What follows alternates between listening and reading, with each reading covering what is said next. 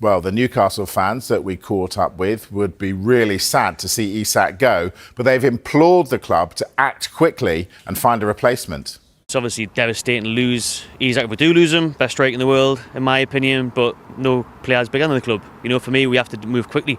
This should have been sorted already. We need to get his replacement in, and the money will bring in 4 or 5 quality replacements, hopefully. If he wants to go, he can, go. He's done everything he could for the club, hasn't he? So I think he'd go with everyone's well wishes. I think if he is going to go, the time's now, so we can act and get some players in ASAP. I think going into a Champions League season without him and no replacements would be, devastating. Changed quite considerably, as Keith Downey has just outlined.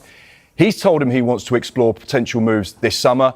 He's explained that to the football club, so therefore it's a different dynamic to what it was last week. You might find that Liverpool's interest, while they've stepped back from it for the moment, they might reignite it in the next few days. Newcastle United supporter wanted to be signing players this window. They thought it was the window they would finally strengthen.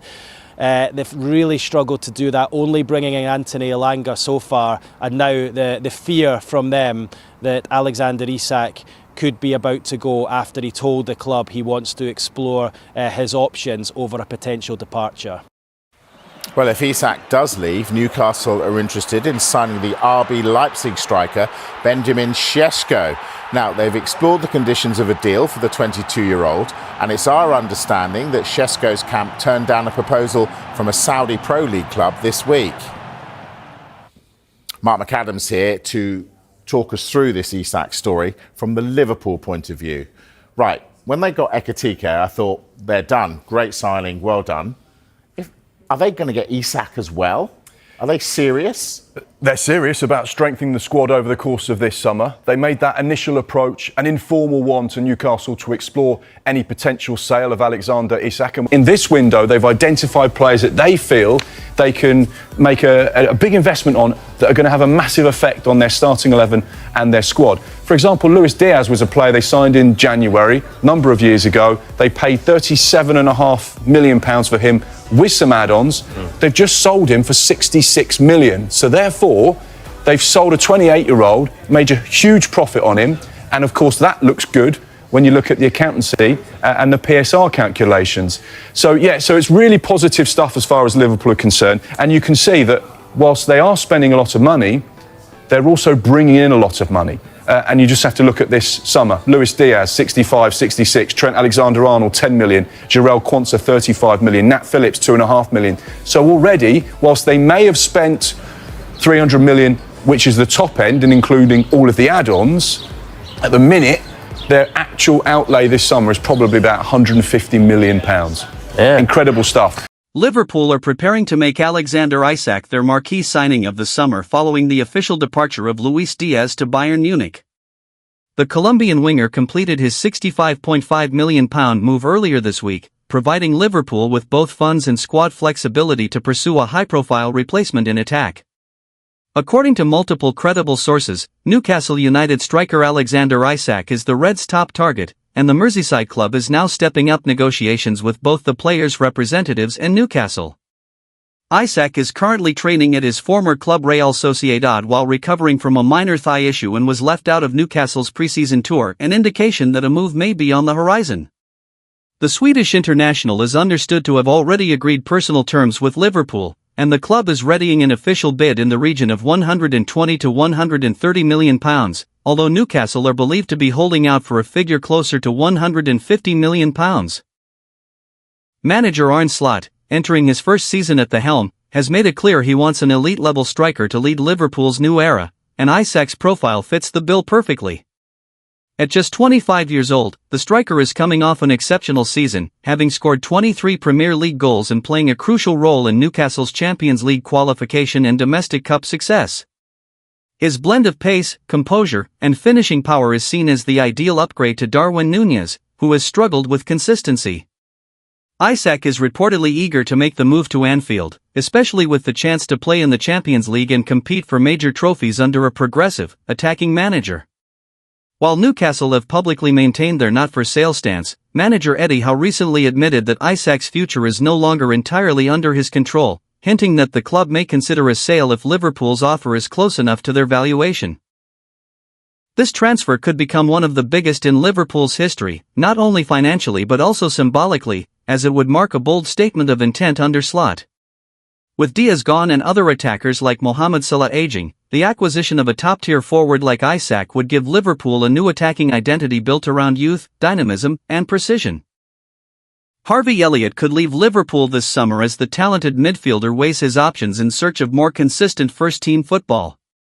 Despite his clear potential and impressive technical skill, Elliott has found regular minutes hard to come by, particularly under the new management of Arne Slot, who is beginning to reshape Liverpool's midfield around players like Dominic Szoboszlai, Alexis Mac Allister, and Ryan Gravenberch.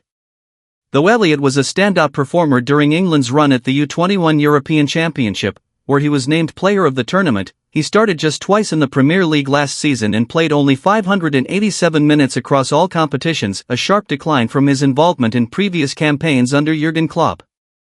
Now 21, Elliott has publicly acknowledged that he may need to make what he calls a selfish decision for the sake of his career development, even though he remains deeply connected to the club, stating, "Liverpool is my team." Liverpool are reportedly open to letting him leave, but only on their terms. They are seeking offers of £40 million if a buyback clause is included, or £50 million outright. Interest in Elliott is growing across Europe, with Brighton considered front-runners, helped in part by James Milner's connection, while Fulham, West Ham, and RB Leipzig are also monitoring the situation closely. Bayer Leverkusen, previously linked with the midfielder, have now cooled their interest. With Euro 2028 on the horizon and England's senior squad increasingly competitive, Elliott is eager to play regularly at the top level to keep his international ambitions alive. If the right offer comes in, both Elliott and Liverpool could see this as a mutually beneficial move that provides the player with the platform to reach his full potential, something increasingly difficult to guarantee at Anfield. Liverpool are intensifying their pursuit of England centre-back Mark Guéhi as part of Arne Slot's plan to strengthen the Reds' backline for the 2025-26 season. The Crystal Palace star has just 12 months left on his contract and has reportedly informed the club he does not intend to renew, making a summer transfer highly likely. Guéhi, who has become a regular in the England national team setup under Gareth Southgate, is now viewed as one of the Premier League's most consistent young defenders. According to multiple sources, the 24-year-old has already agreed personal terms with Liverpool on a deal running until 2030, with the player eager to join a side competing at the highest level both domestically and in Europe. With Liverpool returning to the Champions League and undergoing a squad rebuild under Slot, the timing may be ideal for Guéhi to make the leap. Liverpool are now in advanced negotiations with Crystal Palace over a transfer fee believed to be in the region of £45 to £50 million. A price made more attainable by Guéhi's contract situation and Palace's need to secure a replacement quickly. Sporting CP's Ousmane Diomande has been linked as a potential successor. Guéhi, meanwhile, is seeking guarantees of regular playing time, particularly with the 2026 World Cup on the horizon. He is wary of joining a club where he may be benched, especially with Virgil van Dijk still commanding a starting role and Ibrahima Konate nearing the final year of his own deal.